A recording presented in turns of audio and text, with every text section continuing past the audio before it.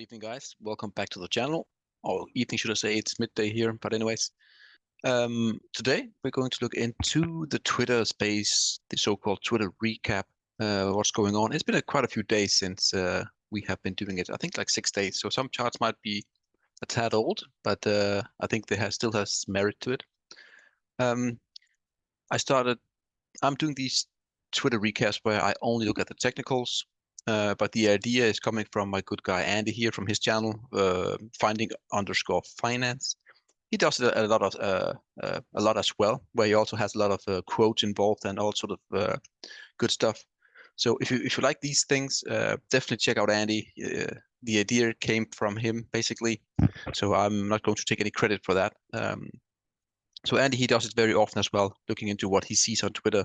I think it's a great way to spread, the my view on how the things are going for the commodities, especially, and without me having to do the chart, and then I just give the credits to the accounts on Twitter. So definitely check out Andy. He does it very often, very good, no doubt about it. As always, follow me, Twitter, YouTube, subscribe. You know what to do, all that good stuff. Leave a comment below, and let's dig right into the business. Again, this is 6 days old, more or less. Jake here. Oil finally got the big breakthrough. Let's do it like this anyway. Oil finally got the big break out this week through the swing high anchored VWAP. Exactly how the anchored VWAP is made, I don't know, but as you can see here, it clearly acted as resistance coming down, and now we have a tiny peak out here, and then we had the retrace, and then boom, big breakout here. Again, oil looks absolutely fantastic. Very long term, going back like a decade and a half. We have made one big retest. We went to 120 or 125, and now we came all the way back down to like 60, 70, 60, 80. What is it? 70, excuse me. Now we are bouncing back up again. So oil long term looks absolutely stunning. Don Johnson here, KRE, the regional banks. You can see it here. A lower trend line coming up there, and now we have a breakdown here on the banks. The regional banks are breaking down big time here. We also have the moving averages coming down here. And if this starts to turn down into the 40s and below, the moving averages will also start to roll over. And that is very bad for banks. I would assume if you go to the XLF and so on, you will see similar things. Ronnie Stöffler here. World oil demand is back to pre-COVID levels and continues to grow. Seems that renewables are not parentheses yet making a notable economy difference on a global scale. And you can see here demand just kept rising up here steadily. March 2020, boom, and now we're back on track again, going to the mean again, more or less. So all this mainstream media stuff that we don't need, oil and so on, yeah, that's not true. That is not true at all. My good man Kevin here, North Star. Again, he does some amazing charts. I know many of you follow him. If you don't, you should definitely follow Kevin. He does some amazing multi-decade long macro charting of different ratios, different views. It's just amazing. I have learned tons from this guy. He was also one of the first guys I followed when I started, my Twitter journey, let's say. So Kevin, definitely worth a follow. And you're missing out if you don't follow him. So yeah, commodities to crush the stock market. The commodities secular bull market returns. Beautiful way to looking at it. No numbers, no nothing, just purely visual. You can see here we had the peak 2020 SPX in commodities, and ever since it has been downward into a big bear flag, which is now breaking down again. And I assume that this level down here could be the measured move. I haven't done it exactly. Again, going back to the 2008 levels makes perfect sense for a move down here. You can also see this move here. There is almost no volume, you can say. So getting below that red level here at 107 would also make it an inverted head and shoulders. A head and shoulders formation topping pattern here. And can you imagine if we go down? We're now at 180, and if we go down to 60, that's a big drop in that ratio. And commodities, again, as you know, I think commodities is the place to be in this decade. Will do absolutely fantastic, priced in the SP 500. So a grid chart by Kevin, no doubt about it here. J Hinster, uranium, inverted head and shoulders breaking out here. This is on the 3 monthly, so he has taken the high of this formation, not the wick high here, but the high from that move here, and you can see on a monthly closing basing, a 3 monthly, excuse me, closing basis, the spot price is breaking out to higher highs. And yes, the uranium bull market is fantastic. Again, short term here we might be a bit stretched, but long term, beautiful, beautiful, beautiful, beautiful. Again, North Star here. Inflationary pressures are not going away. Hell no, it's not. Energy, measured in the SPX or divided by the SPX here. You can see here that this is a short term here. So we did break out that trend line there, which was a big one, a 10-year long trend line, breaking out, retesting, and we are just going higher. We are going higher into the levels seen back in 2008. Again, we are right now at 0.02, and the top here at the breakdown top is around 0.05, 0.07. So there's still a long way to go for energies against the SPX. Grady, again, with a great chart of the gold spot price. You've seen this trend line. Well, if you have seen my videos, you have seen this trend line here on my show as well. We have the lower trend line coming down here and the squeeze right there. That's your triangle basically. And at some point we are going to break above this trend line coming down here, and then boom, we are in for a test of the all-time high for gold. Beautiful. Again, North Star here, uranium miners measured in gold. Great way to doing it. And you can see here again, this is your neckline here. He calls it the final breakout line, but to me it's a neckline. Shoulder, head, shoulder. This is a squeeze here. A big pull up here, flag squeeze, and we are going way higher. The uranium ETF is going to outperform gold big time also in the coming months, so even as we speak. So beautiful. Irene here, big negative divergence on the silver XAG to USD 4-hourly chart was the driver for the false breakout last Friday at jobs news, in his honest opinion, getting oversold now. So what he's talking about, we had this pop here, and clearly that didn't hold. Also, there's a longer term trend line here, making this a fake out. If you look at the chart, you can add a trend line coming across here. That's a fake out to the upside, which usually leads to a big plummet to the downside. And yesterday in the commodities recap, we looked at that silver had 8 days, of red candles. Again, very oversold. And yeah, this will obviously not go on forever. So I also think that we are coming down to some support levels here. That neckline here, the shorter one, at around 23.1. So I expect a bounce for silver next week.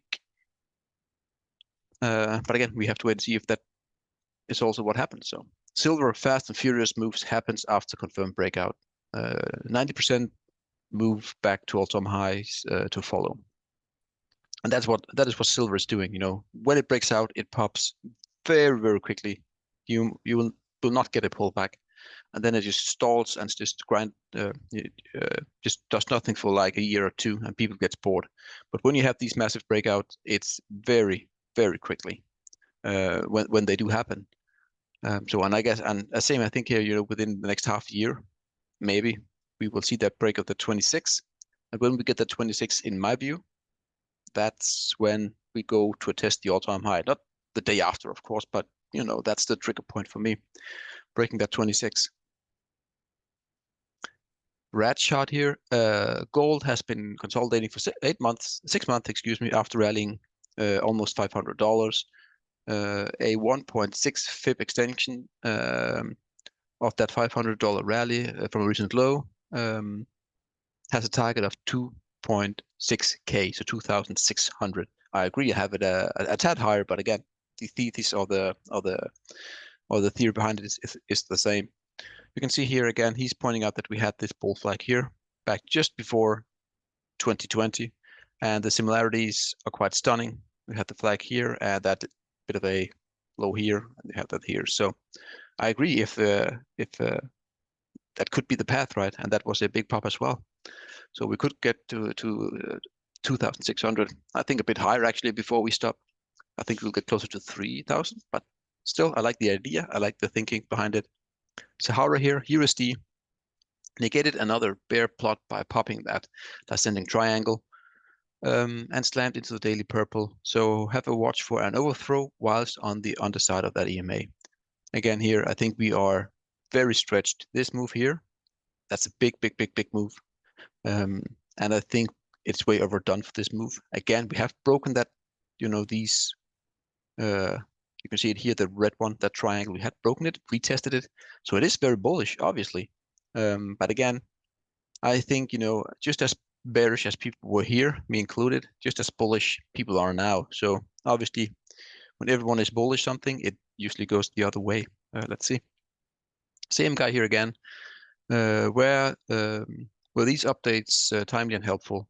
This is the euro against the USD, getting a bounce here at that lower trend line again. So yeah, hopefully we can get a break here above that trend line here. That's a squeeze as well, and then we can maybe go to the upper. Again, I think the dollar is a bit overextended at the moment. Sahara, URNJ, uranium still have higher targets. Beautiful, I love it. Again, uranium, my favorite sector of all time. He has his targets here. You can see we are currently at let's call it 20, and he has way higher targets for this move here.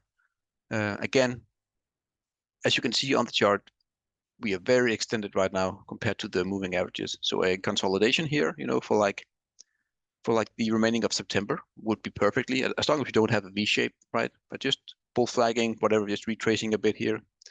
That would be perfectly normal, perfectly fine. I also, just like the dollar, I think URA, URNM, and URNJ are a bit overextended here in the short term. Long term, the chart is beautiful.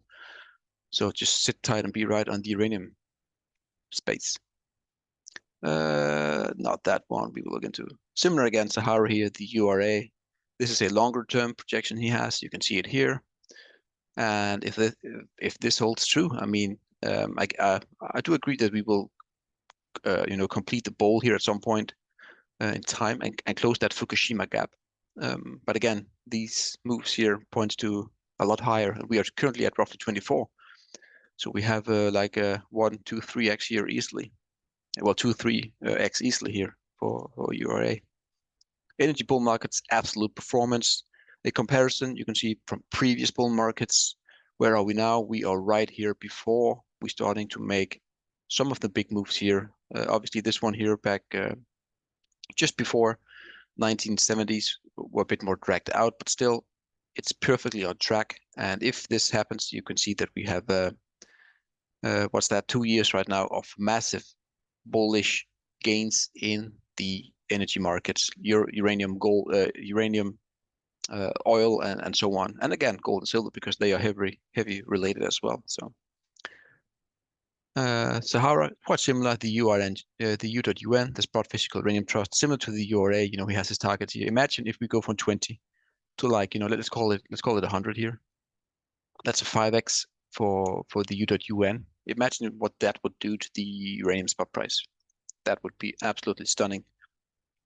Here we have it, game of trades warning the Nasdaq to Russell 2000 is back to level seen at the .com bubble. So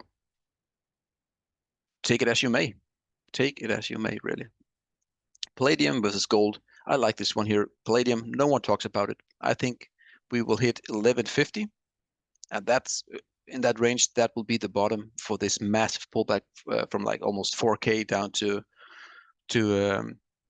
1100 if you look at a long-term chart for palladium as well.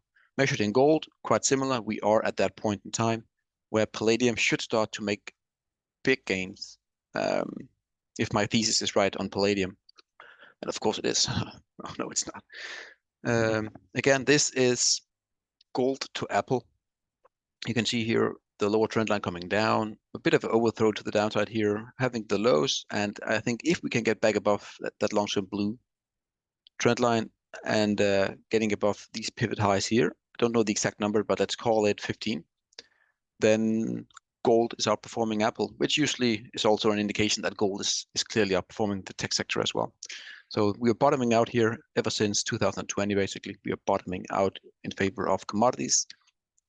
Larry Thompson here, Apple versus XLK. So this is Apple measured against the overall tech sector with a topping pattern here. And again, you can clearly see this level here at 1 point, let's call it 1.0, that it's holding up. But I would assume that the Apple will start to break down against the overall tech sector, which is usually not a good thing to see, because what has carried the tech market or the tech sector here in the past year or two has been the big ones like Google, Apple, Nvidia, and so on. So if you have the big ones like Apple starting to break down against its own sector, that's not typically a good thing. Sahara Gold. This too is back at the bowl parameter. So what do we have here? That's gold. Yeah, so one big bowl here, beautiful. And again, the 1920, which is the previous 2011 high, is a big level to hold. And hopefully we start to curl back up from this bowl nicely. We have a few left here. Let me go through them quickly. Game of trades again here. It's not a technical chart, I know, but this is job openings are plummeting. You can take it as you may. So .com, financial, March 2020, and now we have a decline again. So take it as you may. Soren here, GoVX GXU daily heading up against trend resistance.